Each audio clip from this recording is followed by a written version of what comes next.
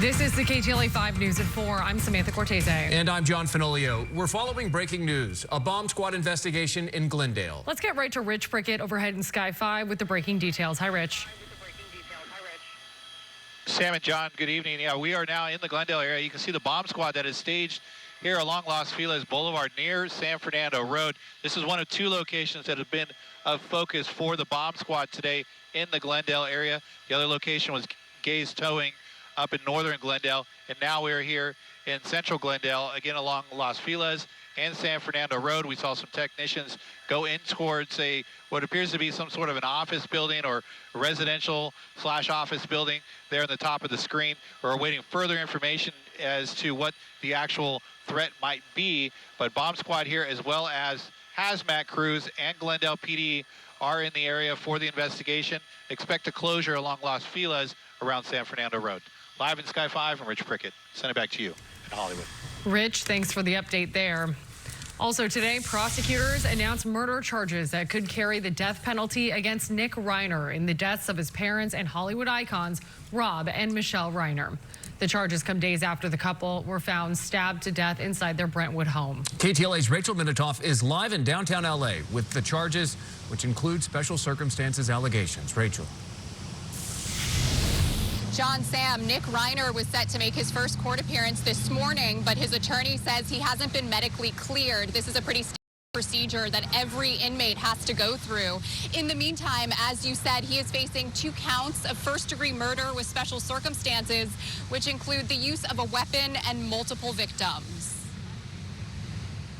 These charges will be 2 counts of first-degree murder. District Attorney Nathan Hochman announcing murder charges against 32-year-old Nick Reiner, the son of Rob and Michelle Reiner. Prosecuting these cases involving family members are some of the most challenging and most heart-wrenching cases that this office faces because of the intimate and often brutal nature of the crimes involved. Police believe Reiner stabbed his parents in their Brentwood home over the weekend. Their daughter, Romy, apparently found her parents Sunday afternoon, calling police and telling them her brother Nick is dangerous and should be considered a suspect. Police haven't released details regarding the couple's death, but outlets are reporting they had their throats slit after a heated argument at a holiday party at Conan O'Brien's home. You've been retained to represent Mr. Reiner. Correct. Reiner is now represented by well-known defense attorney Alan Jackson, who explains that his client hasn't had the standard medical clearance, and that's why he was a no-show in court today. He wouldn't say anything about Reiner's state of mind. The bailiff has indicated that the sheriff's department will take it on a day-by-day basis, and so hopefully he'll be cleared tomorrow, and we can get him here. KTLA legal analyst Allison Treasel gives us insight into a possible defense. It does seem that Nick has a long history of drug addiction and mental illness. So none of us should be surprised if the defense argues not guilty by reason of insanity. And it's not clear when Nick will have his arraignment. Could be as early as tomorrow. These charges carry a maximum penalty of life in prison without the possibility of parole or even the death penalty. That's the very latest in downtown LA. I'm Rachel Minitoff. John, Sam, back to you. Rachel, thank you. Meantime, more details are coming out about the events leading up to the Reiner's tragic deaths. KTLA's Lindsay Pena breaks down what we now know. As we wait for 32-year-old Nick Reiner to make his first court appearance, we're learning more about the events leading up to and after the double murder of his parents, Rob and Michelle Reiner. Today, we can break down the timeline. The day before the gruesome discovery, Saturday night, Rob Reiner and his son Nick were seen together at a Christmas party at Conan O'Brien's home.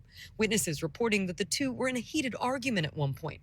Partygoers also recalling that Nick was acting strangely. Then early Sunday morning, around 4 a.m., Nick is spotted in Santa Monica, checking into the Pierside Hotel.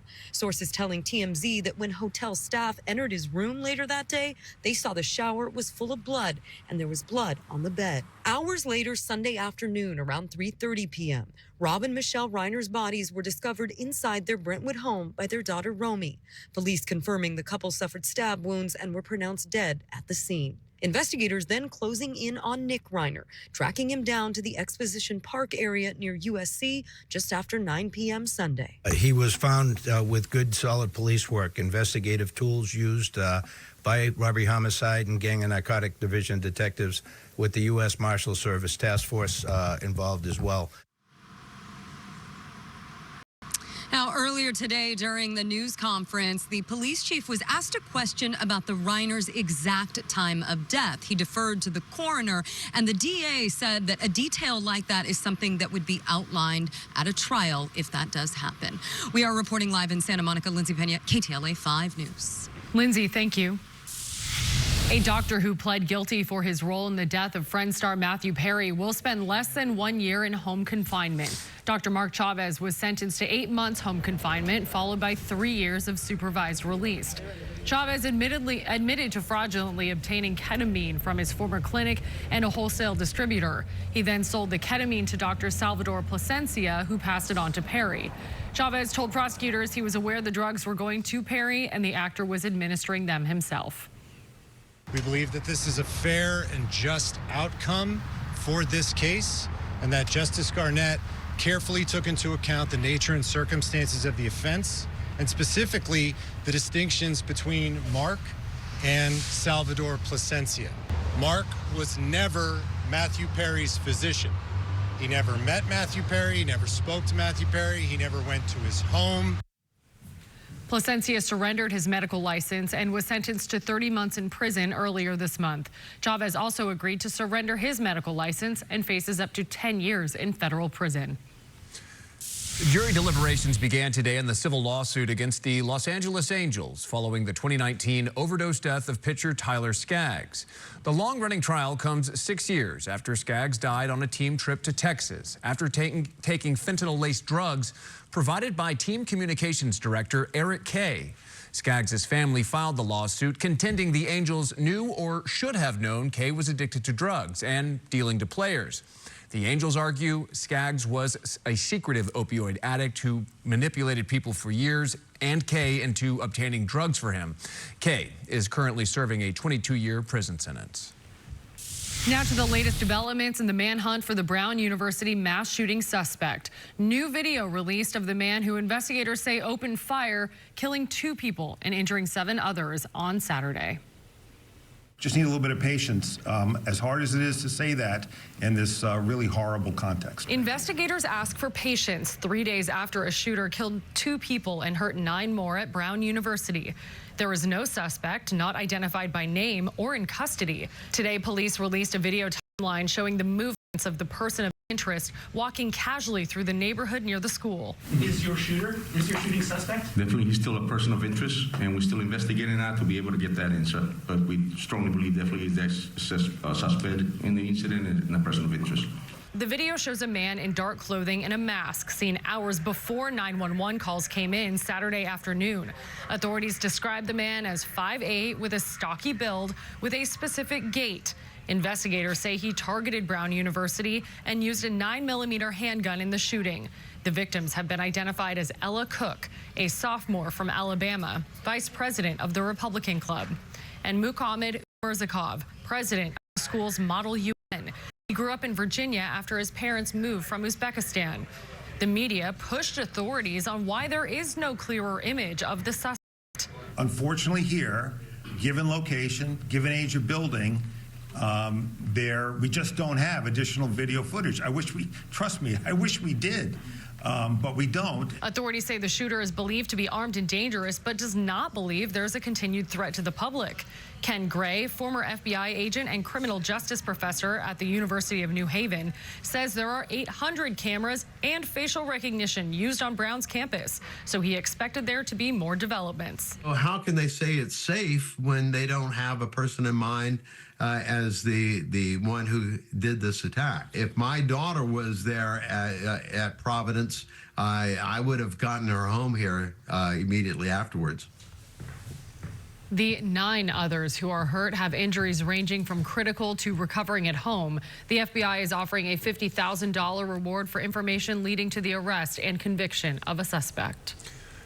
New details tonight about the deadly terrorist attack at a Hanukkah event on Bondi Beach in Australia that claimed at least 15 lives over the weekend.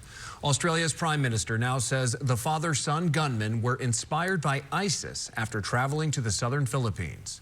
Investigators believe the father and son acted alone. The father died in a shootout with police, while the 24-year-old son is in custody at a hospital and is expected to face significant charges. The pair shot and killed 15 people over the weekend, including two children, 2 rabbis, and a Holocaust survivor. All right, and we have more coming up on the news at 4. Casey Montoya has your forecast. Hey, Casey. Hi, well, we are seeing foggy conditions along the coast. You like that bird, don't you? Beautiful. Yeah. It is foggy along the coast, not so much inland, where we're still seeing temperatures in the 80s. So how long will the heat last? And when will the rain arrive?